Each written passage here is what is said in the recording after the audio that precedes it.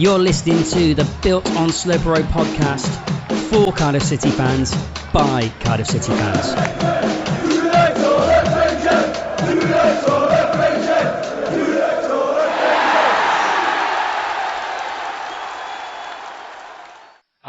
Hello, and welcome to the fourth episode of Built on Sloper Road.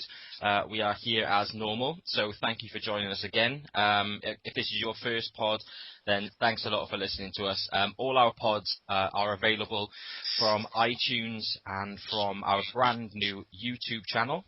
So you can check that out again. Just search Built on Sloper Road on YouTube, and you'll find us there, as well as at Built on Sloper Road on Twitter. And we've also got an Instagram page as well. So if you want to check that out, by all means, go and do that. Okay, well, look, we're going to get straight into it. We've got no guest this week, but just because we've got a bumper pod for you. Loads and loads of transfer talk, as well as the normal kind of features. We've got, where in the world is Kadeem Harris? So we're going to find out what he's been up to, or not. He's not been up to this week. We're going to find out if Jordan Much has done anything. We'll have to wait for that one. As well as the At Home on Sloper Road, which is a bit bumper in itself, because tonight we welcome in two players. So we will get to that. So listen, let's crack on. As always, I can't do this on my own. So I'm going to welcome Adam James to the pod. All right, boys. How are you, buddy? You okay? I'm not bad, Steve. Yourself? I'm very well, man. Very well, thank you. Benny? Yeah, all right, boys. How are you doing, buddy? Yeah. Do we have Malky the dog with us tonight? He's gone for a walk with his mum tonight. He's gone for a walk. Sorry, listeners, if you were listening and tuning in purely for Malky the dog, who now has his own Twitter page. Is that right, Benny? Just off the back of the pod last week. Yeah. He obviously had all the fan mail coming in, so he had some sort of social media to interact with his fans. So clever little bastard he is. a dog in demand. Okay, and last but not least, and there is a reason why we're keeping Dean till last, because it's Dean Rood, and Dean, it's your birthday today. Yeah. Happy birthday, Dean. Thanks. Obviously, I'm the only one who's going to wish you happy birthday. Cheers, so man. that's Cheers, fine. man. It's fine, guys. That's fine. We'll do that. Good day. Yeah, not bad. Yeah. Bought anything nice? Been treated or anything? Yeah, went out yesterday. Just been chilling with the family today. Nice quiet one. Yeah? Cool. Yeah. So you've been spoiled with like presents and everything? Yeah. I got a book. Wow. Do you want to tell us about that book? Well, that's what I had. You didn't ask me to specify. Okay, it's a book full of really random football facts. Oh. All right, okay. Really That's random quite football interesting. facts. Any decent ones you want to kind of shout out just to give it a bit of a plug? Yeah, I'll plug my book. Right. In 1998, an English referee named Martin Sylvester sent himself off after punching a player during a game in the Andover District Sunday League. Right, okay. Schizophrenic or what? I could not tell you. Another one, the Scottish Cup tie between Falkirk and Inverness was postponed 29 times in 1979 because of bad weather. 29 times. 29 times. So. Sure, obviously, it wasn't as much as that, but I'm sure that happened in the last couple of years in Scotland as well, where I think one cup tie replayed about 8 or 9 times. Yeah. So you can definitely see why. Wow, all right, that's a bit mental. Weather. Yeah, against modern weather. Any more? One last one. Famous cricketer Viv Richards is the only person to play in both the cricket and the Football World Cup. I like that. Oh. I knew. What's his name? Ian Botham played, didn't he? I think he played football for Scunthorpe as well. Yeah. But obviously not in the World Cups. I like that. Yeah, I love stats. I'm a bit like ads and stuff like that. I'm big into my stats. I remember that one. What's that one? Was it 1929, kind of 2 years after we won the FA Cup. I think we were relegated, despite conceding the fewest amount of goals that season. Yeah. Is that right? I think that's right, isn't it? I mean, anybody listening to this can put me right if that's true. So hashtag barn door on that one, obviously. We obviously didn't like hitting the back of the net that year then. But yeah, that seems crazy. I'm sure it was something like we were joint and it went down on goals scored or something. It was really messed up with the reason we were actually relegated. So yeah, anyone listening to that can definitely kind of tweet us or mail us or whatever, or the Facebook page or whatever to kind of get involved. But yeah, I like that. So kind of reading up on your stats all day then. Oh yeah, sorry. Okay, cool. Yeah, we might make this into some sort of feature. Maybe Dean's kind of fact of the week or something. Maybe we'll reference this. I don't know. We'll have to put it out there and see if people want to hear that. Sounds good to me though. All right. Well, look. Before we get into the transfers, to which we have a few this week. We talked about this on last week's pod, and Kev McNaughton, the Silver Fox, has only gone and signed his contract. Yeah, I think we're all kind of happy with that, aren't we? So, yeah, we obviously discussed this. I doubted it. I worried that because he hadn't signed it, that maybe there was something going on. Despite some message boards, obviously, it's turned out that it's a 1-year contract rather than 2. But he signed and he's going to be here and he's going to get his chance, in the Premier League, which is great. So, Ads, I'm guessing you're happy about the news that came through this week. Yeah, it's a good, in essence, seems like a sentimental contract offer that we've given him 12 months and we'll just see how he does. Yeah. I still think that he was looking for possibly 2 years, maybe from somewhere else, and might have jumped ship. But no, he's a good utility defender. He'll play anywhere. He won't be able to pass to anybody, but he'll be able to play anywhere. That's the main thing. Yeah, that's fair enough. Benny, happy as well? Yeah, he's Larry with that one. I think you're right there, Ads. I think he was open for a 2-year deal, and I don't think one was going to be forthcoming from the club. But I honestly don't think he had any offers from another Premier League club. Otherwise, like we said before in the last pod, he would have been picked up a long time ago by a Premier League club if he could pass. So, I think it's a great signing. Re-signing for us. I'm really pleased for him. He's deserved it more than anybody else. I think in the last few years, he's a survivor for us. Really, isn't he? So, I don't want to pretend like we've had anything to do with this, but obviously we did just add him into the Hall of Fame as well. The best Cardiff City right back of the last 20 years, and then he gets given a contract. So look, I don't want to say that we've got anything to do with it, but It can make things happen. Yeah, this pod can make things happen. This pod makes things happen, Dean. You are absolutely correct. Don't forget our last minute tweet as well.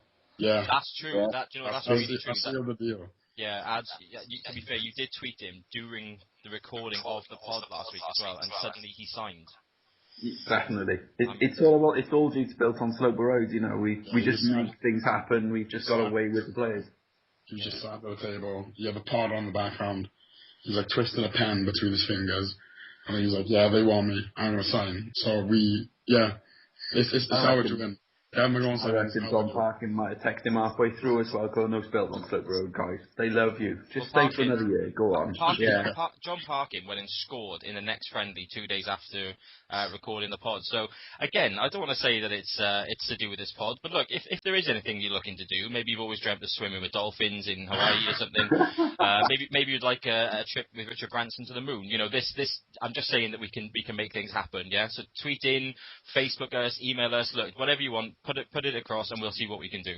Just to put it out there, terms and conditions apply. Things may not actually happen if you tweet us. Thank you for the small print ads. I knew I could rely on you for that. Yeah. Okay, and Dean, you're happy with Kev's signature Yeah, on that new contract? I'm happy, but I can't help but feel Marky felt sort of obliged to give him a deal. Because obviously his commitment over the last 7 years or so. And I don't know whether maybe he just accepted a 1 year because he maybe wants to drop down or even retire after next year. Because I know he's having trouble with his knees, isn't he? Yeah. It's a tough one, isn't it? Because he definitely deserved a contract because I think we all spoke about this last week, so we don't really need to go back into it fully. But when we were talking about him as the best right back in the last 20 years, he is versatile enough to warrant a contract because he can obviously add a few different positions. So he's a kind of I think Ad said it, kind of jack of all trades, master of none. But which might be a bit harsh, on the right back side of things. But he's good to have in the squad. He can play left back, right back, centre half. Knowing Kev, he'd probably do a job in goal if he needed to be, but he would give anything for Cardiff, so I wouldn't put it past him. Yeah, exactly. I mean, you think back to that Phil Jagielka when he went in goal for Sheffield United. He wasn't the biggest player on the pitch, obviously, but you can imagine someone like Kevin McNaughton just doing anything he possibly could to dive around and stop. You can't fault his commitment. No, exactly, and obviously, again, I don't want to say that we've got contacts at Built on Sloper Road, but we have, and from what I hear, he's not quite through the amount of Cardiff City fans' wives just yet.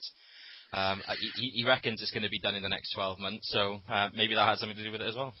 Who knows, So yes, we're all happy. Kev McNaughton signed his contract. Yeah. Good news. As good as another signing, really, isn't it? So kind of happy with that one. Okay, talking of signings, let's talk about the speculation then, because obviously we haven't made any transfers, official transfers just yet, but there's plenty to talk about. Like in our first pod, we were linked with a lot of people, and it seems there's been quite a few that's come out this week as well. One of them is a possible late move to try and hijack Sunderland's move for Benjamin Mendy.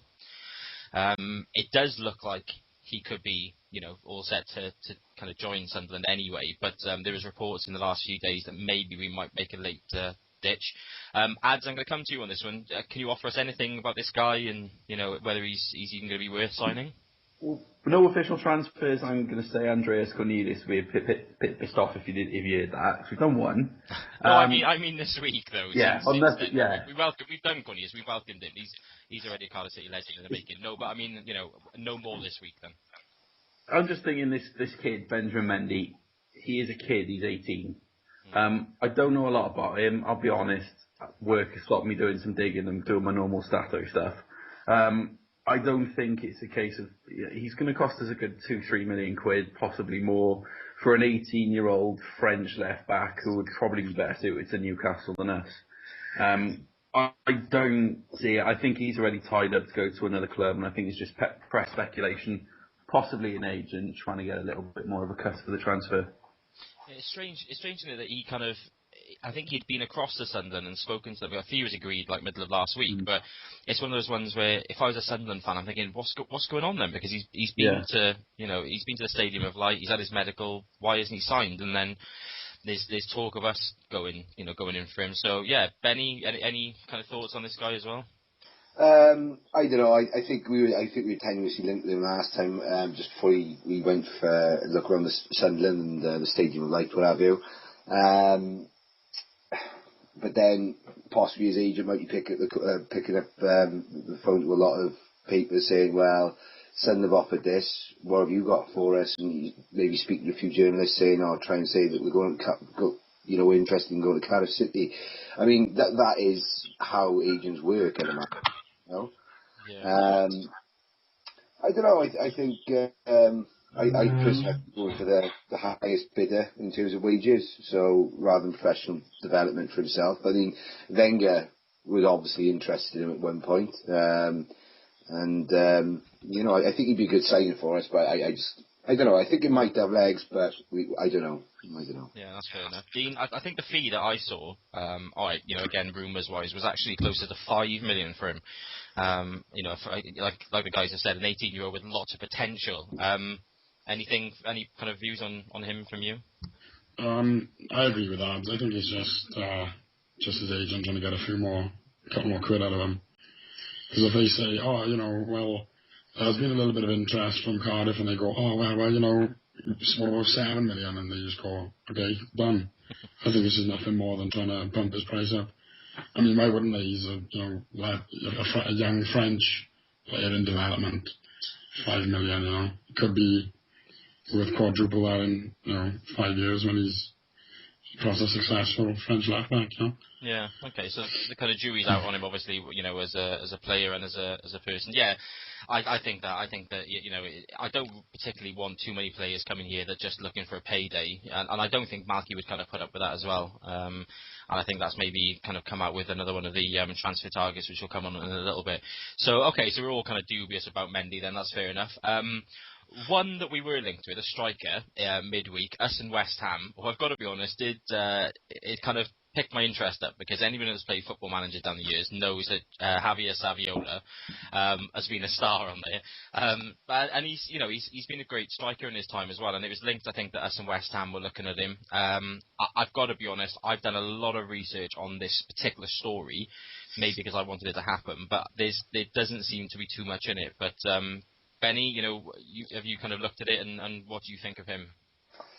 I tried signing him for years on Championship Manager. Couldn't get him. Couldn't get a work permit for him.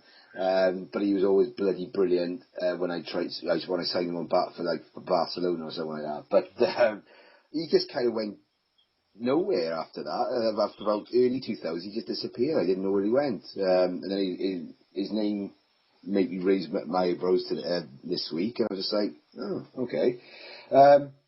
I can't see it. I think it's not going to materialise. I don't know where it's come from, to be honest. But there we go. I think it's rumour, to be honest. He's a good player though, from what I've read about him. Malaga, isn't he?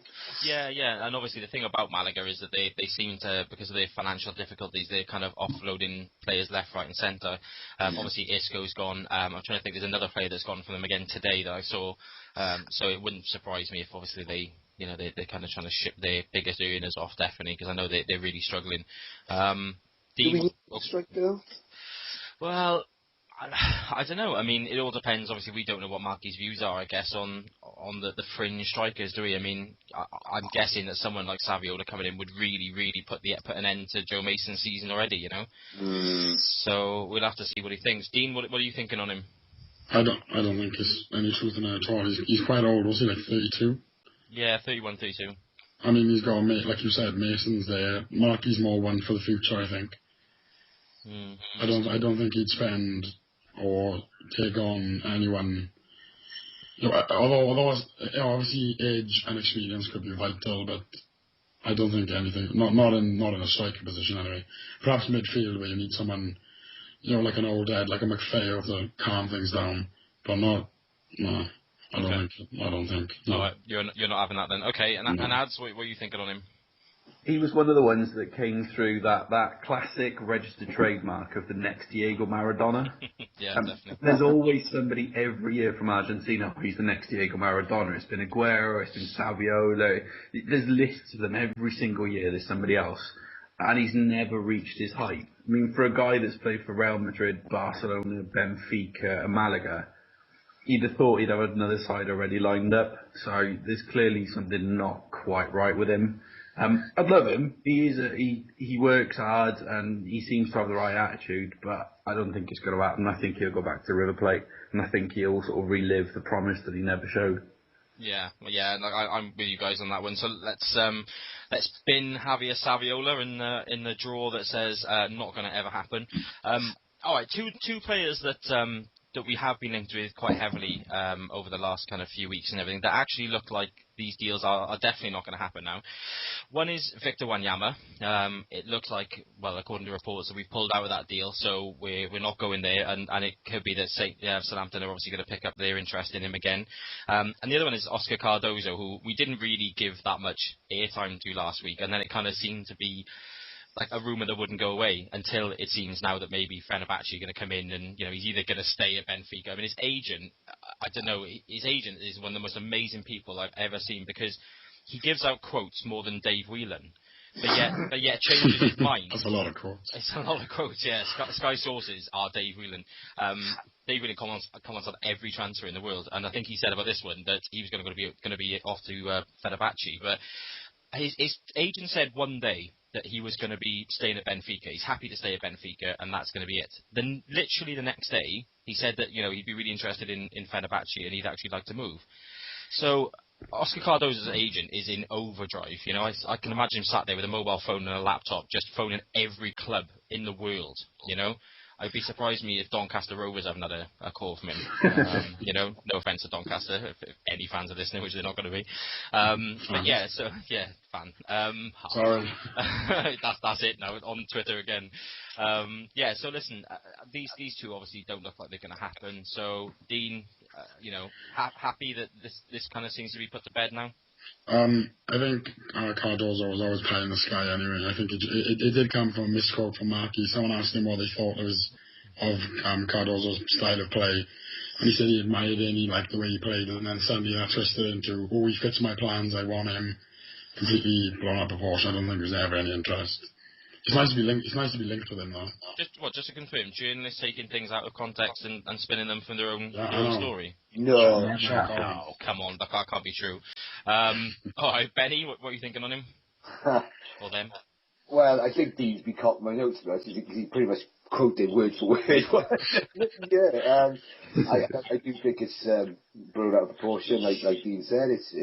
All Malky said, he was aware of him, and that got spun out of proportions, spun out of control. So, no, I didn't think it was going to happen anyway. It was going to be way too much money for him, to be honest, and I'd rather that money go in the defence. I really do. Yeah, definitely, that's for sure. And Wanyama? I think he's been railroaded into joining Southampton, to be honest. I think Celtic have accepted a bid from Southampton before. That fits their pricing structure better. We've obviously... I think what's happened, we obviously agreed terms in principle with the agent, but then held back a bit of money on the transfer, and that's not suiting Celtic. And at the end of the day, he's Celtic's player. We've got a massive evaluation before we let him go. So I think you've got to Southampton now, to be honest. But I'd still love him at Cardiff City. I wouldn't be surprised if we picked up the interest again, but I don't know. I think it's going to dead in the water. I think. Oh, go on, Dean. No, sorry, I didn't say anything about it, but what I was going to say was I thought that he didn't agree terms with Southampton because he didn't like the package they put together. So I'm thinking is perhaps if no one else comes along in the window, then we could very well sign him. But wasn't it the case of he actually came out as a quote and said that the package wasn't right for him and his agent, and then it turned out that it was his agent that wanted the £1 million, and you know, it really did seem like that his agent had his hand up as Wanyama's arse and just kind of was puppeteering him the whole way, and it just seemed really. Hasn't he sacked his agent now? Well, again, I've seen the rumours of it, but you know, I don't know because the same papers now are saying that, you know, despite the agent wanting it, maybe the deal will go through. So I don't know if he has or not, but I mean, the one thing I'll say about it is if we are being that little bit more crude with the money and we're kind of, you know, saying, well, look, you know, you're right, Benny, he is Celtic's player and we've obviously got to respect their wishes, but I'm glad that we're not just throwing that money at it just to get him, you know, just for the sake of getting him. Yeah. You know, I completely trust Malky when it comes to transfers, I'll be honest, and if he's not right and if something's not right about it, then great. I mean, I too would love him at Cardiff, but something always never seemed right about it, you know, and it just didn't seem right. Ads, is that the kind of same with you as well? I thought it was going to happen. I had a suspicion that thinking that it was going to happen. Celtic would say, all right then, Southampton's not working, you'll have him, wickets. But again, as you said, like throwing money at things doesn't work. I mean, look at Chris Samba. How the hell QPR got 12 million quid back for him? I don't know. You may as well have just signed, you know, Benny as a centre half. You'd have probably got more commitment out of him. But Wanyama, I don't think we need another boring tweeter either. I think we've got one. We'll have another one. Well, we've got to be careful because there's people now telling Jordan Much as well, you know, about you know, our kind of campaign. So thanks to Steve Osman, if he's listening, for contacting Jordan Much in an attempt to try and get something out of him. But listen, you know, we're going to be coming to Jordan Much later, so there may be some activity. All right, I don't want to kind of give you false hope, but you never know what's going to come to that one. Okay, so Wanyama then looks off, could be on, we don't know. It's a similar kind of situation as it was a month ago, basically, so we know further forward. One that I'm sceptical to give too much airtime to is Tom Ince, because we've seemed to have talked about Tom Ince more than any other player on this pod. However, if the reports are right, Tom Ince is likely to be a Cardiff City player very, very soon. And when we're talking, obviously we're recording this on a Sunday night. There's talk of his medical tomorrow, which means that he could in fact be, Cardiff City player in the very kind of near future. He was obviously reported to come back, I think, on the 8th of July, which is tomorrow. However, he played and scored in a pre-season friendly for Blackpool on Saturday against Penrith. So he's obviously back with Blackpool. So I'm not sure what, you know, agent Dad was on about when it came to this. But again, these are reports that, you know, there's reports that his medical was during last week, and that these 35 grand a week terms were done, and was just finalising it tomorrow. So, you know, Ads, do you think this is it? Do you think that we are this close now to getting it over the line? I think so, to be honest. Malky's been very patient. The deal was obviously accepted weeks ago. The 8 million quid was done. It was dusted. That's what the fee was. Blackburn have accepted. Paul Ince has come out and had a bit of a tantrum about it. I think it's just waiting and seeing, having that conversation with Ince. I mean, there's bits and pieces that obviously Malky's confirmed he's due to have an interview with him. He's due to have his meets, blah blah blah. I think we're the only side that have been concrete in our interest. We're the only side who've had an offer accepted. And if Tom Ince gets one season of Premier League football, that's probably all he's worth. But we'll just see what happens now. We'll just see how it goes. But I think it'll be done within the next 2 weeks. Even that long? It depends how lazy Tom Ince is, whether he wants to actually tell Malky where he is. When he was suddenly playing a friendly when he was supposed to be in Benidorm or whatever he was. Or in the world as Thomas Ince. Yeah. Exactly. Well, again, you never know. We'll come to that one later on as well, because there could be a spot open. Oof, controversial. Okay, so Benny, again, we don't need to talk about Tom Ince as a player. We've done that. We've kind of overkilled that. But yeah, you thinking this is close to being done as well? Yeah, well, like you say, it was on reports. Well, I remember Paul Ince saying that he's pretty much been given a deadline of 8th of July, haven't he? So that's tomorrow, isn't it? Yeah. I think will be announced one way or t'other tomorrow, to be honest. I'm bored stiff of it now. Swansea reportedly coming into it as well was just bloody boring, to be honest. All the jokes were going around. Oh, we've been linked with so and so. Oh, Swansea been linked with now as well. But I think Malky's doing all the right things. He's making all the right noises. He's saying that he wants to be playing regular football. He's spoke to Paul Ince about that, and obviously he's done the right thing about disagreeing with Hugh the Spew Jenkins with the cost as well. So I think it's nailed on now. I do. Amazing, just to jump in there, amazing comments from Hugh Jenkins this week. Staggering fee for Tom Ince. 16 million euros for Wilfred Boney? Like 6 million for John Joe Shelby. Yeah, and he also held Liverpool at ransom for Joe the Crab Allen. Yeah, so he's, I still can't believe he bought John Joe Shelby. Again, such a poor signing. He's useless. Come on now, lads. He's going to bring a lot to Swansea. I mean, every week he's going to bring the Voldemort impression. That'll be about it. You won't be able to say his name. He'll bring another caravan as well. But, yeah, that's very true. Rock out with your cock out. Fat head. That's pretty much all he gives. I can't wait for the derbies this year. They're going to be so much fun. All right, yeah. So Dean, to kind of finish up on Tom Ince then. It'll be announced tomorrow, I think. Done deal. It's all dragged on too long. I think it'll be done tomorrow. Yeah. Somebody sounds very sure. Okay, good. Yeah, I mean, look, this is a little bit like Wanyama to me. I don't want to be too critical because I actually think he's genuinely going to sign very, very soon. But there's something about this transfer as well that just doesn't seem right. Ever since we heard that the deal was accepted, and obviously Paul Ince then came out and confirmed it, it's just nagged at me. Why do we have to wait so long?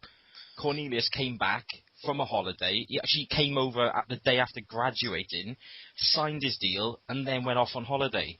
I'm all for giving players the extra rest, but, my God, sort it out. It's like, have your holidays, it's fine. I've got no problem with that, but just come back, sort your future out, get it done, and then go off. Do you know what I mean? Surely a friendly against Penrith can't be, the most important thing that you've ever done.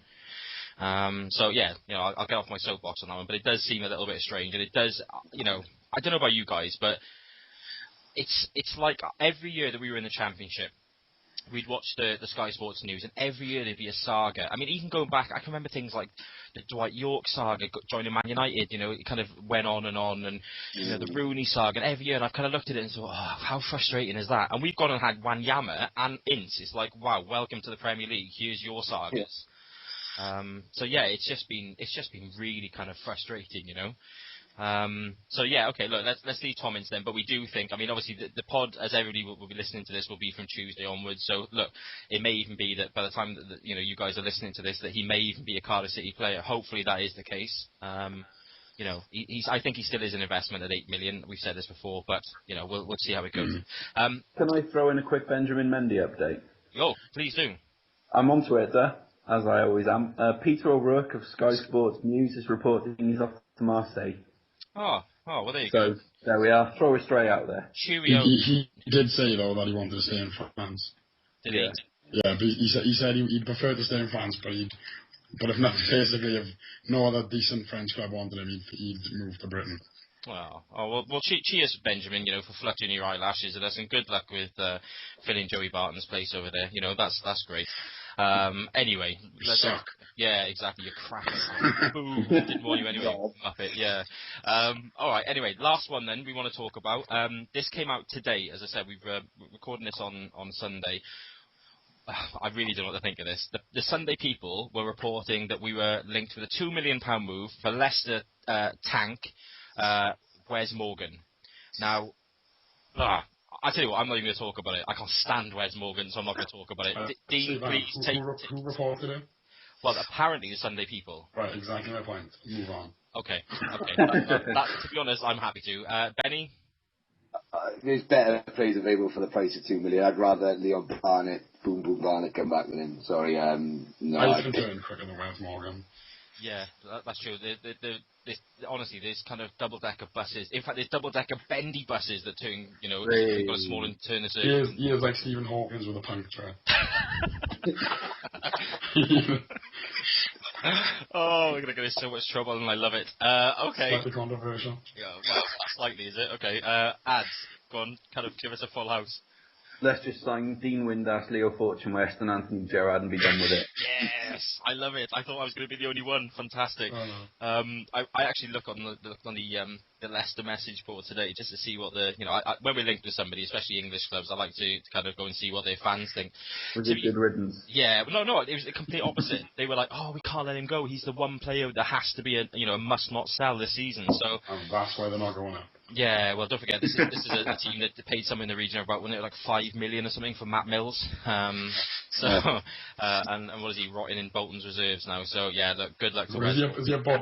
I literally don't. We should have that as a feature. Where is Matt Mills? Nah. I don't even know where he was. Yeah, no. Well, apparently he's injured. I didn't know this. I thought he was still at Leicester, injured or something. But a Bolton fan who obviously was trawling Matt Mills kind of said, no, he's at Bolton. He got injured in December and hasn't played much since. So yeah, I can't believe you've given Matt Mills that much.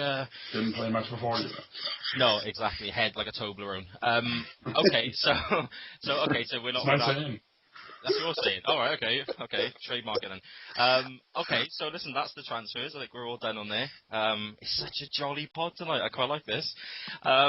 So yeah, listen, every week, well, by accident, we came across the feature "Where in the World is Kadeem Harris?"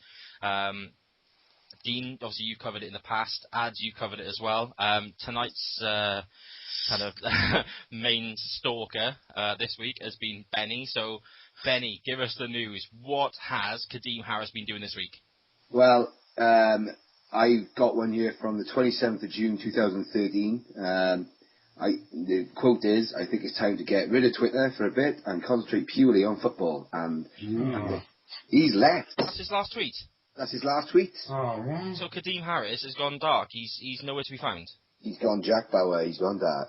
And I can confirm that his Instagram has also not been updated in that time as well. There's when obviously you kind of filled me in on this, I couldn't believe it. So I obviously checked him out. We put our sources out there. So this really is a case of where in the world is Kadeem Harris. Yeah, Interpol looking into it as well, I think. My God, Crime Stoppers reward, guys. Yeah, anybody that can. Obviously, it's not ads. Can you put the no, I can actually give an update on this. Here we go. Half an hour ago, he got his nan's 80th birthday. Back. Kadeem Harris is back. Oh, ladies and gentlemen. This is what I love about this pod, right? Because we do this, but we bring you live updates, yeah? Okay, you're going to be listening to it on a Tuesday. This is happening on a Sunday, so it's about as live as, kind of anything. But, fair enough. But, Ads, I love the fact that you've just given us the happiest news, because I was worried. I've got to be honest. I'm not going to lie. I like Kadeem Harris, and I was worried that we weren't going to have a feature anymore. Can I just bring this in? Can I think the pod should also bring this in that we wish Kadeem Harris's grandmother a very happy 80th birthday. I agree. And is it today? It's today. It's St. Dean's birthday. That's amazing. Just out of interest, ads, have we got a name? I suppose it's Mrs. Harris. I haven't got a name, but I'm just thinking of the scale of today. I mean, we've got Andy Murray winning Wimbledon. We've got Dean's birthday, but I think the icing on the cake is clearly Kadeem Harris's Nan's 80th. Right. Just to everybody listening to this pod, okay? Ads, just out of interest, what is his Twitter name? His Twitter name, let me grab it now again. I think he's changed it. Yeah. You have to search for CADS and it pops up. Yeah, that's right, yeah. So anyway, while Adam is doing that, okay? I got it. Go on. At Kadeem Harris 27. Right.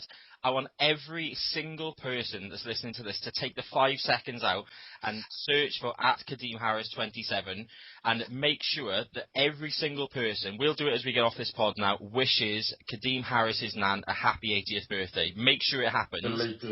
Belated birthday, obviously, because you're going to be listening to it on a Tuesday or onwards. But it doesn't matter if you're listening to this next Saturday, okay? Make sure you go out, you go and find it, and make sure you tag at Built on Sloper Road in there and say that we've asked you to do it. But I think that'll spin him right out. So yeah, make sure it happens. But look, the biggest news for me is Harris is back, because obviously we were aware of this through Benny, that having done his research, that there could be potentially a lack of Kadeem Harris tweets from this point on. So what we're going to say is this. If he does continue to not tweet, maybe this is just a one-off just for his lovely nan. Happy birthday, Mrs. Harris, again. But, if this does happen, we want you to send us in your suggestions as who you would like us to follow, okay? So the remit is obviously got to be players that don't really play that much, but are on Twitter. Somebody we're going to be able to find, okay? So give us your names, your suggestions. We'll take them into account just in case Kadeem Harris does decide to kind of jack it in, once and for all, okay? So that's Kadeem Harris. That's really exciting, actually. That's really happy news. One player that's bound to bring us down, though, is Jordan Mutch. Benny, just out of interest, has Jordan Mutch been up to anything exciting this week? No. Right, okay. Same as normal then. Thanks, Jordan. Jordan. Yeah, lazy Jordan. Come on, Jordan. You're a decent He asked people who's going to win the tennis, and then didn't even offer his own opinion. So. Why would you do that? Oh, fantastic. So Brilliant. You just imagine he sat there, the minute that Andy Murray won, he was like, that was really good. Not even that, just wow. Yeah. Wait, let me troll through the internet for some really good quotes. Hashtag inspirational. He must be immense in the dressing room. Do you know what I mean? Just that moment, I can imagine the game, before the Charlton game and before the Burnley game where we went for promotion, the title.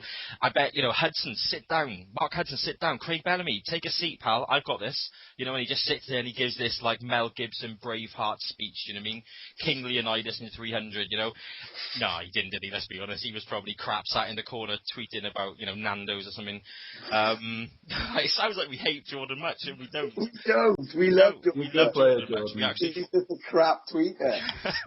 we actually love Jordan Mutch. Look, Jordan, if you're listening to this, firstly, thank you. Please tell the rest of the team. But secondly, we do love you, pal, okay? Just up your game when it comes to your tweets, mate. They're terrible. Okay, so that's the Jordan Mutch watch. Right, we're going to come to the time where we look at the best players of the last 20 years for Cardiff City and invite them to come and live on Sloper Road forever. If you've missed this in the previous pods, that is the only remit. They need to have played for Cardiff City in the last 20 years. We're looking at obviously 11 players and a manager. So far, we've welcomed in David Marshall as the goalkeeper. We've welcomed in left-back Andy Legg. And last week, as we've already talked about, we invited Kev McNaughton to come and live on at Sloper Road. So we need some defenders. So we're going to do this in one go, okay? Because basically two consecutive pods on defenders would be boring for you guys. So we're going to discuss the best centre-half partnerships, okay? Doesn't have to be a partnership in the past. It can be one that, from different ages, but we're going to put one in together. So I tell you what, we're going to kick this off this week with Dean, I think. So, Dean, okay. Who's your offerings for best centre-half partnerships? It was quite hard, actually, thinking. Originally, I went for Louvens and Mark Hudson. But then I thought that Johnson offered more going forward. So the two I picked is Roger Johnson and Mark Hudson for the simple fact They both contribute in the goal department. They're both solid, and neither of them are afraid to get their bodies in the way. Slightly controversial, given John Parkin's stories of Roger Johnson last week. Yeah, but that was one game, All right, so let's break it down then. So Mark Hudson first, obviously current captain. Yeah. We've obviously, as you know, we've kind of put this out there. We've got a lot of love for Mark Hudson. So, definitely. And obviously he's a kind of cracking player. That's one of the only players I think that's really kind of turned it around massively. Not so much, with the fans. I mean, obviously with the fans, but as he had a bit of a sticky time, by his own admission when he first came. But I think he kind of really, really turned it around. So, all right, look at Mark Hudson first then. So, what is it about him that you think, really kind of, is worth that place in that best Cardiff City 11? He's just everything you want in a captain, really. He's vocal, he's mentally strong, he's physically strong, keeps everyone in line, and he's just not afraid to get stuck in, And also he contributes in the goal department as well, Yeah, I think it was it 5 or 6 goals last season? I think he That's last season, and some defenders score, their entire career only scoring a handful of goals. Kevin McNaughton. We talked about this, didn't we? Okay, so Mark Hudson. Okay, and then Roger Johnson. Same again to you then. Pretty much the same reasons, He was a very vocal player. I know, like Harky said, was a bit out of order of Johnson, but I just have to look past that and see what he was like in overall as a player in our time. And I think he was solid. Okay. Really. Like I said, it was a choice between him and Louvens, but I went for Johnson purely on the goal contribution side. Okay. I mean, I'm not going to talk about other players just yet. I want to obviously hear what you guys have got to say first. So I'm going to go to Benny next and just firstly hear who he's kind of put forward as his two best centre half partnerships. So Benny, go on, hit us. Who have you got? Well, obviously you already mentioned Rog, Dean. Obviously I did agree with that, and obviously everything you say, committed, gritty. He hardly put a foot wrong. He couldn't pass again. But he scored some really important goals for us. That game against Southampton, the first game of the season, he popped up and he smashed it in. Was it Rog? It was first game of the season. I'm sure it was. It was that different blue kit, and it was 0-0, and he scored right at the last minute. Was that Rog? I'm sure it was Rog. I've got to be honest, I really can't remember that now. I can't think of it on either. Or was that Tomo? Oh no. No, I think I know what you're thinking. Wasn't that against Southampton? Yeah, it was against Southampton. Thompson scored in that game, and it was Roger Johnson. Yes, Roger Johnson. Yeah. Right. Yeah, he was. Yeah. But after hearing, the Beast's anecdote on him last week, it's kind of tainted it for me a little bit, because I thought he was brilliant. I thought, I honestly thought he had England international written all over him. But he went to Birmingham. He did well in that first season, but then he just went backwards. He's gone awful.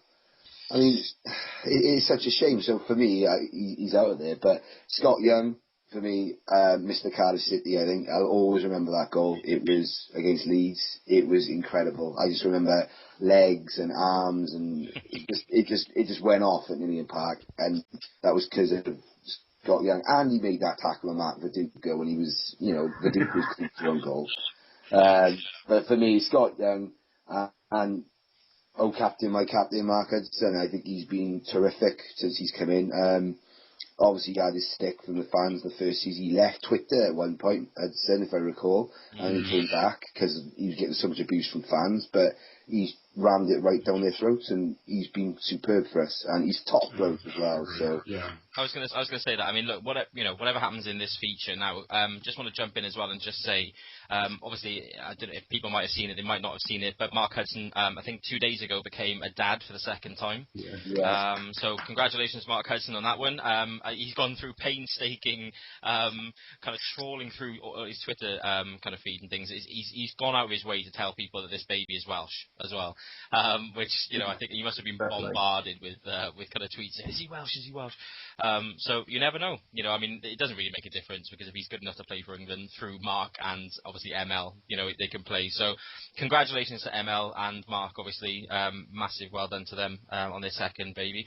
But yeah, okay. So that's 2 alone for Mark Hudson then. So it's looking good for him at this point. So okay, interesting. And Ads, okay, who's your centre half partnership? Well, Dean said he found this difficult. As soon as I read the agenda, 2 names sprang to mind, and I haven't found any reason to discount them. Oof, Benny's mentioned one in Mr. Cardiff City, Scott Young. Okay. Purely on the basis that he was, again, a very vocal player, very organised, and if he hadn't have had the problems with injuries, he would have been with us for a lot longer. If you're looking at sentimental value, yeah, that goal against Leeds, absolutely brilliant, one of the best moments down Ninian Park, no question. And you're looking as well, he just was always there. He just was so passionate about the club.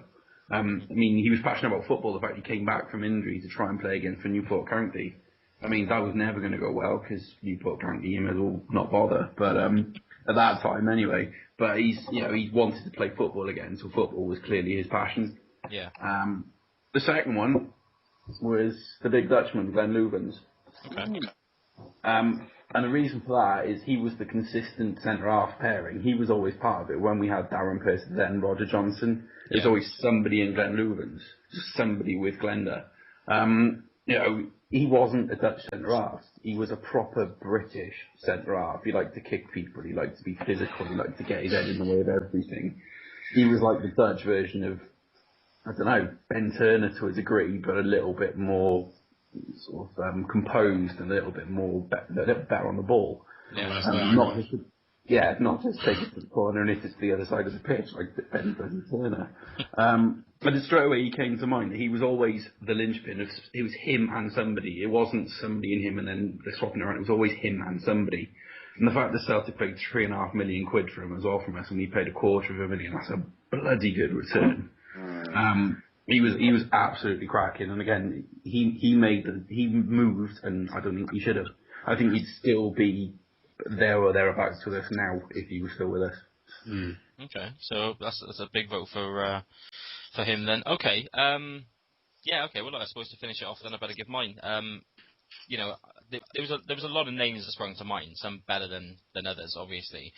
I didn't go for someone like Darren Pearce, although his commitment to the football club and his professionalism, and even to this day, as we've said before in this pod, going away to Leeds, standing in with the City fans, taking his shoes off as well, will always endear him. And to be fair, he still tweets, all the time about Cardiff City, and, hoping that we do well and everything. So, when he first came, an absolute rock, obviously scored a good few goals, mainly penalties and things as well, but he was definitely a goal-scoring centre-half, for sure. And he scored the best own goal I've ever seen. He definitely had that in his brilliant own goal. Yeah, definitely had that in his locker as well. There's people like that.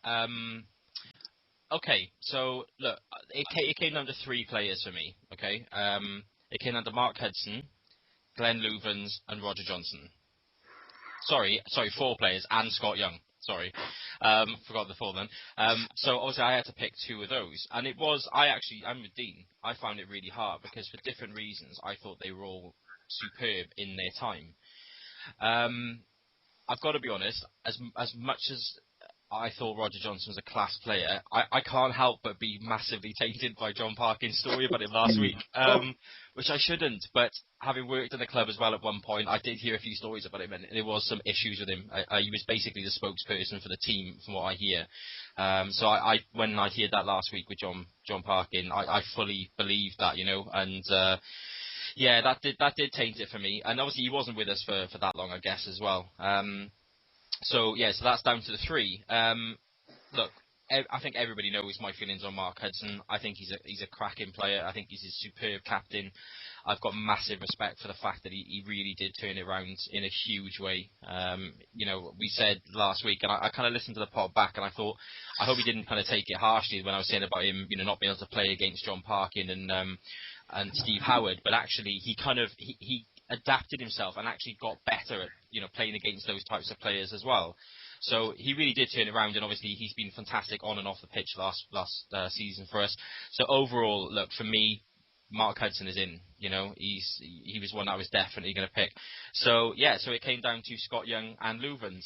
I've got to be honest, I went for Scott Young just because he was a Cardiff boy that came through. And I know, and yes, I'm with you, Benny. When it came to that goal against Leeds, I went absolutely apoplectic in that game. I mean, I was in a mess. I'll be honest with you. I was kind of in all sorts of trouble. I'd been coined in the round before against Port Vale. I can't believe that I've got that on my footballing CV, coined by a Port Vale fan.